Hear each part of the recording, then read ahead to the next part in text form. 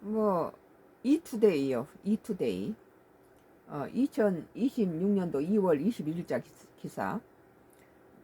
러시아 한국 PURL 검토의 경고 참여 시 보복. 러시아는 한국 북대서양 조약기구 나토 주도로 우크라이나 무기 지원 프로그램 참여 가능성에 대해 강경한 메시지를 내놨다. 우리 한국 무기가 러시아 전쟁에 갖다 관여했을 때 러시아는 치명적이라는 거예요. 우리가 직접 러시아한테 판매했을 때는 러시아가 보복한다는데 그 주변 국가들이 한국산을 사다가 우크라전에 보냈을 때 그 한국산 무기에 러시아가 초토화되는 그런 부분들이 많이 보였기 때문에 한국이 살상용 무기를 했을 경우는 보복하겠다 이렇게 나오는 거죠. 20일 현지 시간 연합뉴스에 따르면 마리아 자로바 러시아 외무부 대변인은 한국이 이른바 우크라이나 우선 지원 목록에 참여할 PURL 지원 목록에 참여할 가능성과 관련해 비대칭 조치를 비롯해 보복 조치를 할 권리를 실행할 것이라고 밝혔다.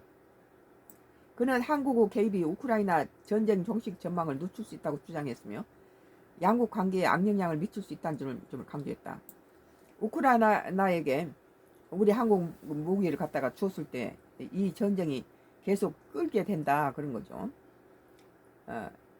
그 지원 목록 PURL은 도널드 트럼프 미국 대통령이 우크라이나에 무기 지원을 계속하지만 비용은 다른 나토 회원국이 부담하라는 요구에 따라 나토가 이를 구체화한 방안이다.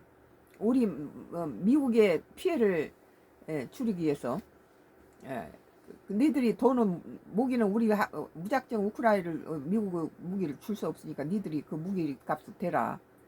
그러면 미국은 무기를 제공하겠다. 그런 비용을 나토 회원국이 부담하라는 요구에 따라 나토가 이를 구체한 방안이다.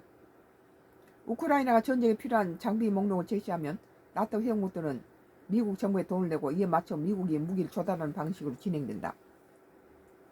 한국은 현재 나토와 우크라이나 지원 관련 여러 옵션을 협의 중인데 PURL 역시 검토 대상에 포함된 것으로 알려졌다.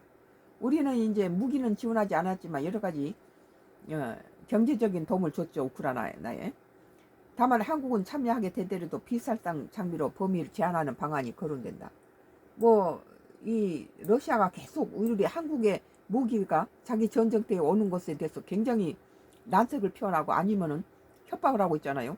그러니까 우리 국민이 먼저지 우크라이나에 무기를 보내는 것도 신중해야 된다. 나는 그 윤석열 정부 때부터 이걸 심하게 강조했던 사람인데 뭐 무슨 북한 남북 문제로 북한이 가니까 우리도 뭐 우크라 도와준다. 그건 그런 논리는 맞지 않고 이 한반도의 평화를 해치는 그런 짓은 절대 하면 안 된다. 나는 그렇게 생각했어. 오늘 이투데이에 2026년도 2월 21일자 기사 러시아 한국 PURL 검토의 경고 참여 시 보복이라는 기사에 대해서 썬과 크루스 나의 정치 코멘트를 했습니다.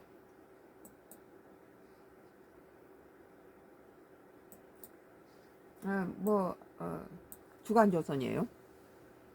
국내 정치인데요.